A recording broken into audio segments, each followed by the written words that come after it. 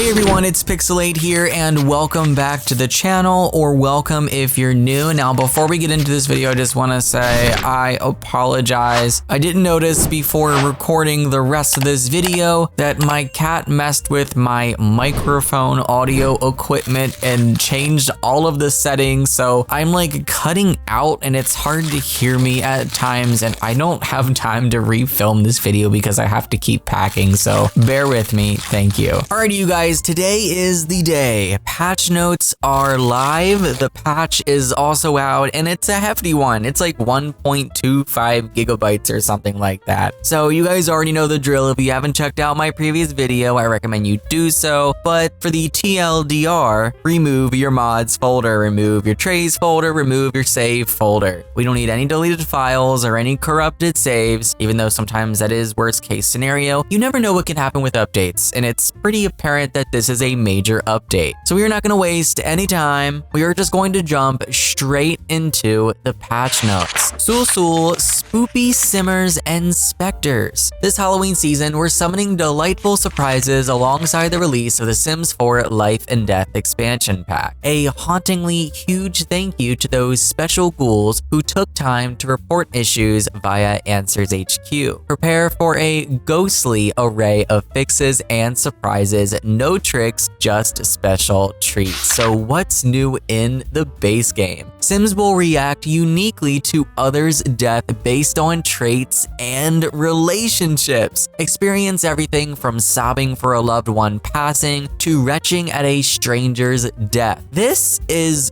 great. These are the tiny details that we need in a life simulator. Accurate reactions to things going on based on personality traits and how you view those Sims and how important they are to them in their lives. Ghosts can now be created in Create Sim for a child through elder ages. Finally, this took long enough. It only made sense that this should come with this expansion pack. And also, when you create a ghost or change a Sim into a ghosting cast, you are prompted with a brand new feature to select their cause of death. Some of the icons for these are hilarious too. After passing on, Ghost Sims gain a new set of needs in place of the classic living Sim ones, including goo waste, ethereal sustenance, otherworldly slumber, spooky diversions, ethereal bonding, and apparition cleansing. We did see this in one of the preview trailers for Life and Death. This is, fortunately, a part of the base game update. At the moment of death, Sims are now given the option to become a playable ghost or become a free roaming ghost. I'm assuming this likely means there's no more game over pop-up, even if you don't have the latest expansion pack. I mean, if there's only one Sim left in the household and they die, you get this pop-up. Maybe that pop-up will only occur if you press become a free roaming ghost. Upon the death of a marriage partner, two married Sims will no longer be married, they'll be widowed. However, there is a new interaction that will allow them to ask to stay married so they can reinstate their marriage status. I love this. Sims can woohoo with the Grim Reaper again, made possible in this update. Improved autonomous ghost behavior, such as reducing the frequency of ghosts breaking things and creating annoying ghost byproducts, i.e. puddles. Added a new occult picture category in build mode called Life Event Activity to help players find content for funerals, weddings, and more.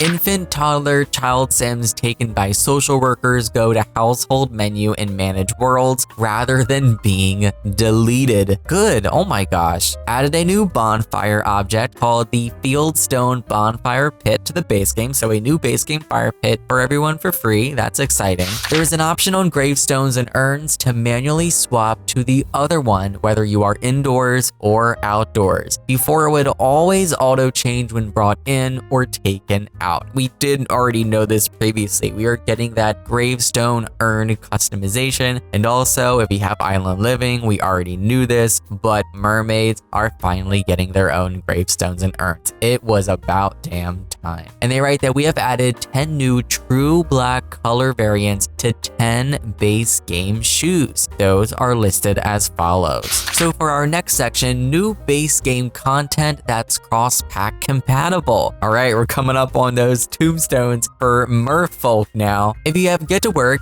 Aliens, Vampires, Werewolves, Realm of Magic, Spellcasters, Island Living, merfolks, or the upcoming Life and Death expansion pack, you can click on a Sim's urn or gravestone to choose from a selection of which gravestones to use. That Sim who wasn't a vampire but was a little too obsessed with vampires, yeah, they can rest eternally with a bat-themed gravestone now. So just because you die as a specific occult doesn't mean you're stuck with that specific occult's gravestones and urns. There is a full customization for this now, so you're able to choose whichever one you want. There is now a merfolk urn and tombstone for players with Island Living. Players can swap occults while in Create Sim if they have the necessary occult packs. This doesn't remove progress on a sim that's currently being created within reason. This is a big one. Having that occult selector is game changing. And lastly, players can create elder dog, cat, and horse ghosts in Create a Sim with the cats and dogs or horse ranch expansion. Wow, great, massive update. And that's just what's new. That doesn't even include bug fixes, performance increases, because our next section is going to be all about DirectX 11 and improved GPU detection on hybrid systems. We've addressed an issue affecting players with hybrid GPU laptops where the game was defaulting to DirectX 9 on devices with NVIDIA and AMD graphics cards instead of the expected DirectX 11. So some improvements there, and with this DirectX upgrade, you are going to see major improvements. So if you fall into this category, it's your lucky day. So we start with bug fixes over on console. Cottage Living images for crafted cross-stitch objects on PlayStation are no longer in grayscale, growing together. Puzzles are no longer in black and white on PlayStation. And for base game, it's a pretty long list. Sims will not eat spoiled food autonomously. Plants that have enough water will stop dying. Interactions will no longer jam and prevent progression through the interaction queue when caused by stuck chickens on the lot. Sims will fully close their eyes when they are supposed to, like when sleeping. Parent Sims will no longer get stuck standing idly in front of the crib when trying to interact with their sleeping baby. NPC Sims no longer enter the lot without knocking on the door. Skill books are now available at all libraries, not just the Willow Creek library. Most recently interacted with Sim will appear at the beginning of the relationship panel. Pizza delivery Sim can now be tipped and interacted with after delivering pizza. Invisible nannies have had their superpower removed and will now remain visible. Sims will no longer incorrectly age up when adjusting game age options. Stopped issues where a held baby tries to perform an interaction that requires an adult to put them down, but the adult can't, so it just spins in a loop. Textures will now apply on one-tile gable roofs. Curved fences will now cast shadows. Great! Small black shadows on lots in Manage Worlds map can be removed by loading into the affected lot and exit to regenerate the thumbnail. Blue squares no longer observed in lieu of empty lot trait when saving the lot in build mode. Modified career outfit cheat now works for part-time careers. Male tank tops are no longer observed after selecting feminine fashion choices for previous SDX assets. Morning moodlet will not appear when a stranger sim dies in front of the active sim. The moodlet is only displayed if they are at least acquaintances. I remember seeing this in the laundry list and I was so excited. It's such a small detail, but so important. Honestly, I don't even think it should apply for acquaintances. I think that they should be at least friends or more to mourn. Like, I could understand, you know, maybe being a little sad, but whole mourning for acquaintances, I guess that could be argued. Previous SDX ponytails texture will no longer distort around pulled out ear shapes. Non-binary sims are now properly referred to as a birthday sim during the birthday party event. Wording Goods NanoCan 2.0 is now tagged as off the grid. And lastly, they fix an issue that could occur during the adopt a child flow while off lot.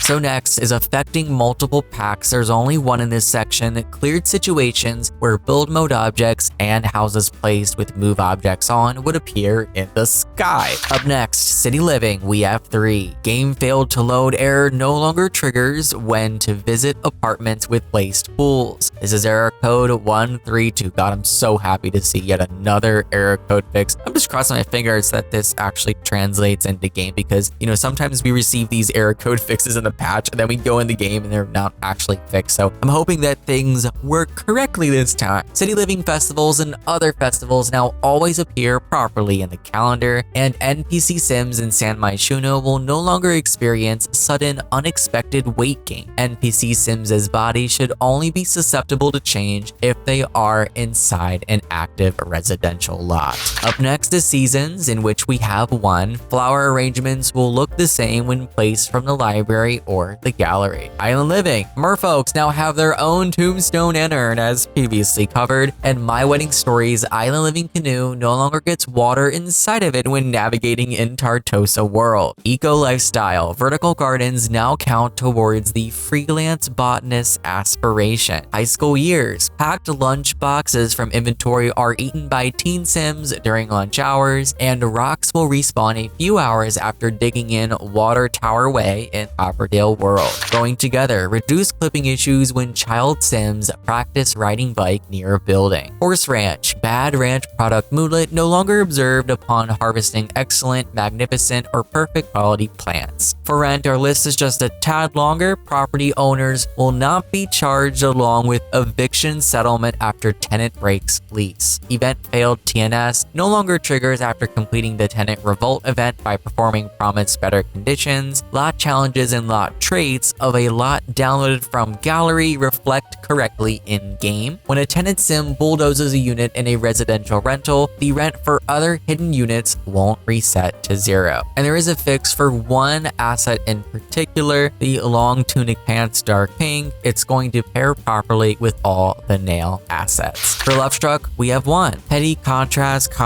orange asset now has orange swatches. Vampires. Infants will no longer teleport to outside of the crib when resuming game right as the baby transitions to sleep. Realm of Magic. Spellcaster animation will run less frequently in Kratos. Werewolves. Werewolf sims howl less frequently in cast, and turned werewolves will no longer occasionally lack color on their nose. Vintage Glamour. Glow bar drink platter now fits on accent and coffee tables. Paranormal. Lights no longer revert to auto mode in haunted houses. Crystal Creations. The crystal tree will not become invisible or transparent, and the crystals will be collectible. And lastly, Bust the Dust. Inspired moodlets from cleaning house now have a proper timer to prevent overriding other moodlets and blocking related interactions. That is going to conclude this video for the free patch update overview and all of the changes, but I do want to say these actually aren't all of the changes. There's always smaller stuff that's hidden in the pack that they don't post in these patch notes, so you guys can expect another video with more on that as discoveries are made. But I'm curious on what you guys think of the free update, and of course, please remember, remove your mods, folder your trays and saves before updating. We don't need any issues. I don't want you guys losing all your stuff. And also, if you're putting unupdated mods in your game after this patch without checking to see if things were fixed beforehand, it's possible you're going to run into issues. Honestly, it's pretty likely. I love you guys. Thanks for clicking and watching. Give this video a thumbs up if you found this video helpful, entertaining, and or informative. Don't forget to subscribe and ring the bell for notifications, and I'll see you all next time. Take care and happy life simming, guys.